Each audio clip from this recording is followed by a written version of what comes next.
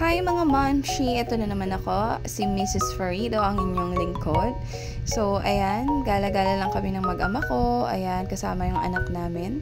Team Brown kami ngayon. So, pupunta kami sa Globe dahil magpapa-upgrade ako ng SIM card ko dahil since 2013 pa naman tong SIM ko.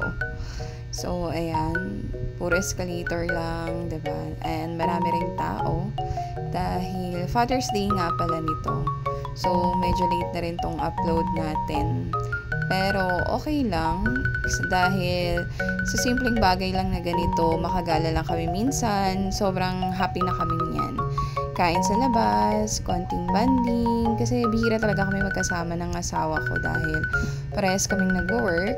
So, kapag rest day niya, wala ako sa bahay. Or kung nasa bahay man ako, tulog ako noon.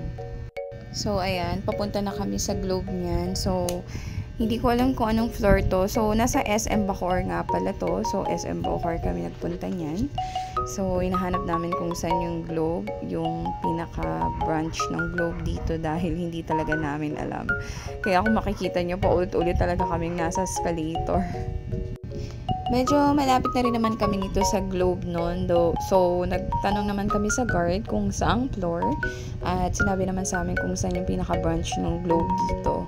So, ayan, nasa Globe na kami. Medyo na-stress lang ako kasi medyo matagal, maraming tao. At ayun, need kong ipa-postpaid to. Then, after 2 months, papabalik ko siya sa prepaid.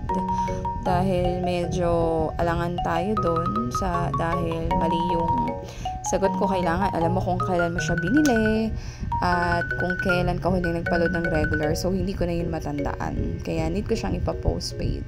So, kailangan pa natin magbayad buwan-buwan. But, after 2 months, so, papabalik ko na lang to sa prepaid. So, ayan, gala-gala lang kami ng mag-ama ko. O, diba? Makikita nyo kung gaano kakulit yung anak ko, si Austin. Ang anak kong pasaway. So, ayan. Then, after nyan, kakain na kami. Gutom na talaga kami nyan. Ayan. O, diba? Pasaway.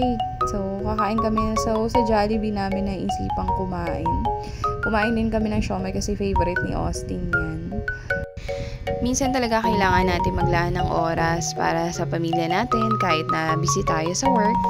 So, ayun lang. Maraming salamat sa panonood. Hanggang sa susunod na video ko. And ayun lang. Maraming salamat. Thank you!